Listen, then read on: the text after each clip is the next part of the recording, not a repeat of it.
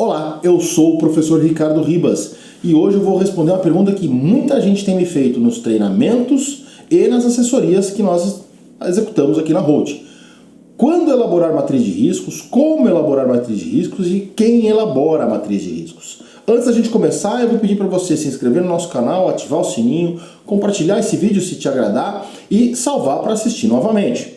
Vamos lá, quando é que eu elaboro a matriz de riscos? Antes da gente falar sobre matriz de risco, sobre quando elaborar a matriz de risco, eu tenho que te lembrar que eu já tenho um vídeo no YouTube, aqui no canal, falando sobre as características da matriz de riscos. Então eu estou presumindo que ou você já assistiu aquele vídeo e está vindo para esse que é o mais novo, ou você vai assistir esse vídeo e vai voltar lá para assistir aquele outro, para ter a informação completa, as características completas da matriz de riscos, ok? Mapa de riscos, diferenças, né? E aí hoje nós vamos responder o quando, como e quem. Quando elaborar então matriz de riscos? Em 3 situações. Por que em 3 situações? Veja, toda relação contratual possui riscos. Até num treinamento existe um risco. O risco de faltar luz, o risco do professor morrer, o risco dos alunos não virem, o risco de uma calamidade pública. Enfim, toda situação contratual possui riscos. Ocorre que alguns desses riscos são muito improváveis, ou o dano gerado é mínimo ou sequer existente. Então nós não vamos executar sempre, não vamos elaborar sempre a matriz de riscos. Nós vamos ter matriz de riscos, e aí vamos responder o quando. Nós vamos ter matriz de riscos quando for identificado na elaboração do estudo técnico preliminar. Então primeiro quando é em que momento, né? É na elaboração do estudo técnico preliminar, quando eu vou elaborar o meu mapa de riscos. Quando eu, ao elaborar meu mapa de riscos, eu identificar que existem 1.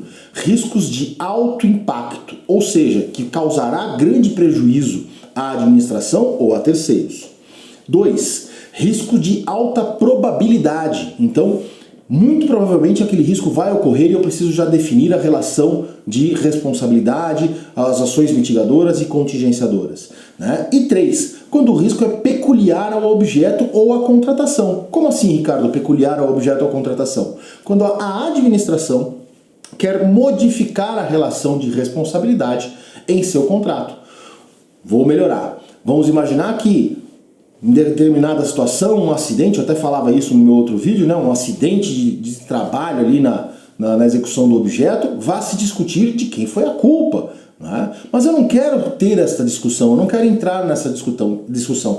Então eu vou antecipadamente, eu, administração, vou antecipadamente modificar aquela relação de responsabilidade via matriz de riscos. Então, esse risco nem existiria, mas como eu quero modificar a relação de responsabilidade, eu vou então ter matriz de riscos para poder impor ao contratado a responsabilidade sobre aquele risco em específico. Então, riscos de alto impacto, de alta probabilidade ou quando forem peculiares ao objeto ou à contratação. Serão essas as condições em que eu vou ter que mapear o meu risco no ITP e, portanto, elaborar a minha matriz de riscos. Caso eu não tenha nenhuma dessas 3 situações, aí a situação fica fácil. Basta eu, lá na descrição da solução como um todo, no item lá do ITP, descrição da solução como um todo, apontar que não existem riscos de alto impacto, alta probabilidade de ocorrência ou peculiares ao objeto, e aí eu não terei nem mapa de riscos, nem matriz de riscos. Já falando do como executar, como elaborar a matriz de riscos, a matriz de riscos ela tem 3 etapas. A primeira etapa é pegar o risco que foi identificado lá no ETP, que consta, portanto, dentro do mapa de riscos do ETP, pegar aquele risco em específico, exemplo, acidente no local do trabalho por conta da execução do contrato. Esse vai ser o nosso risco de exemplo aqui no vídeo. E definir de quem será a responsabilidade objetiva. Essa responsabilidade ela pode ser só do contratado, ela pode ser do contratante e pode ser compartilhada, contratado e contratante. Vai depender de cada risco e vai depender da vontade da administração ao definir este risco.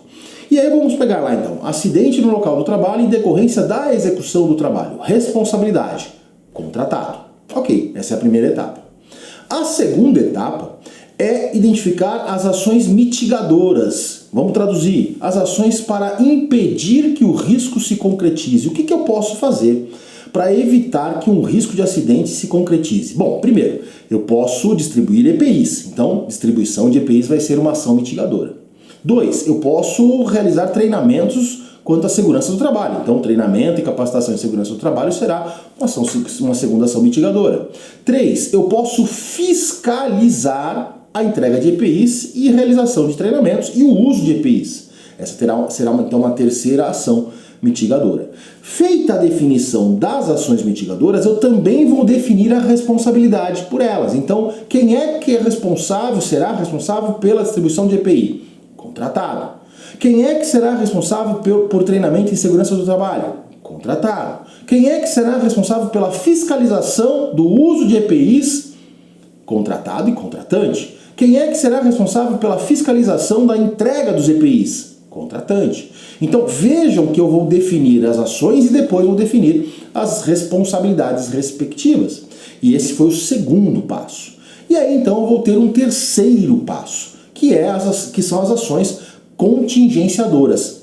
Que significa dizer, se o risco ocorrer, o que eu devo fazer? Se houver um acidente, no nosso exemplo, se ocorrer um acidente, o que eu tenho que fazer? Bom, Ricardo, você tem que transferir em urgência, né, a vítima para um pronto-socorro. Então, transferência imediata da vítima para o pronto-socorro. Essa é uma ação contingenciadora.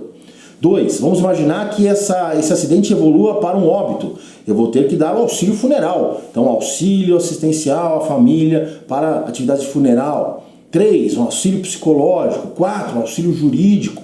Eu vou determinar, então, cada uma das ações contingenciadoras para diminuir o impacto do risco que se concretizou.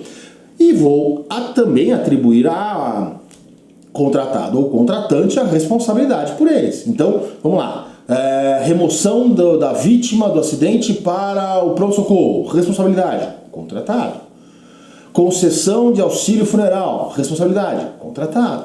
Concessão de auxílio psicológico. Contratado. Responsabilidade indenizatória. Contratado. Fiscalização das ações contingenciadoras. Contratante. E esse, então, fecha o ciclo, que é a nossa terceira etapa. Então, como elaborar uma matriz de risco? Dizendo qual é o risco e de quem é a responsabilidade, quais são as ações mitigadoras e de quem é a responsabilidade, e quais são as ações contingenciadoras de quem é a responsabilidade. São 3 passos, e 3 passos simples. Ah, professor, mas tem matriz de riscos que eu estou vendo que tem grau de impacto, grau de probabilidade, pequeno, médio e grande, de 1 a 5, de 1 a 10. Gente, isso é matriz de riscos profissional para contratos com alta complexidade, para gestão administrativa, vai aprender lá na faculdade de administração, né? Não é para o nosso caso, não é para um pequeno município. O pequeno município ele vai definir, então, essa matriz mais simplificada. Não há na lei, preste atenção nisso, não há na lei a obrigatoriedade de se utilizar uma matriz de riscos com tamanha complexidade. Até porque, quando a lei de licitações, eu vou colocar depois aqui embaixo o textinho da lei, quando a lei de licitações vai falar sobre matriz de riscos, ela diz só que a matriz de risco tem que identificar o risco, as ações mitigadoras e as ações contingenciadoras, que são os 3 passos. Então não tente inventar a roda, não vá copiar a matriz de riscos da internet que depois você não vai saber aplicar, não vá copiar a matriz de riscos da internet que depois o teu fiscal não vai saber aplicar, o teu gestor vai ficar louco para aplicar. Cuidado com isso, ok? A matriz de riscos ela é um documento importante, mas ela pode se resumir em 3 etapas, que é exatamente isso que a gente falou. Qual o risco e responsabilidade, ações mitigadoras e responsabilidade, e ações contingenciadoras e responsabilidade.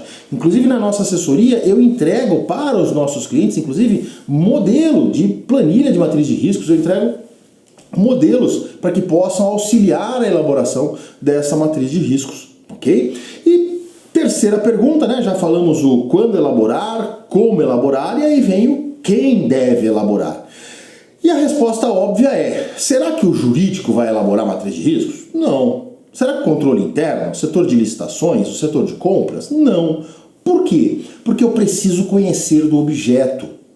Para definir, para entender, para analisar se existe risco ou não, eu preciso saber o que é objeto. Eu preciso saber onde estão os problemas. Eu preciso saber quais são os pontos de dificuldade. E quem é que sabe do objeto? Quem é que sabe os pontos de dificuldade? A área demandante. Então é a área demandante quem deve elaborar a matriz de riscos. Aonde? Bom, a lei diz que é um anexo do termo de referência. Então eu vou elaborar o meu ETP, dentro do ETP, lá na descrição da solução como um todo, vou fazer meu mapa de riscos. Se você não sabe qual é a diferença, vai lá no meu outro vídeo do YouTube que está explicado direitinho. Feito o mapa de riscos, terminado o ETP, Autorizada a contratação, eu vou elaborar o meu termo de referência e aí eu vou elaborar como anexo ao meu termo de referência a matriz de riscos. Professor, lá no órgão que eu trabalho, a matriz de riscos está dentro do termo de referência. Tem problema? Não tem problema. Seria um erro material, né? Mas não tem problema, não vai causar a ilegalidade da sua contratação, ok? Então, na prática, estão ocorrendo termos de referências com matriz de riscos inclusa em seus termos e também termos de referência com a matriz de riscos anexa a ele. Se você gostou desse vídeo, eu vou pedir para você se inscrever no nosso canal, ativar o sininho, compartilhar este vídeo, salvar este vídeo, mandar lá para o seu chefe, para o seu companheiro, para o seu colega, para o procurador do município, e eu te encontro no próximo vídeo te desejando boas licitações. Tchau!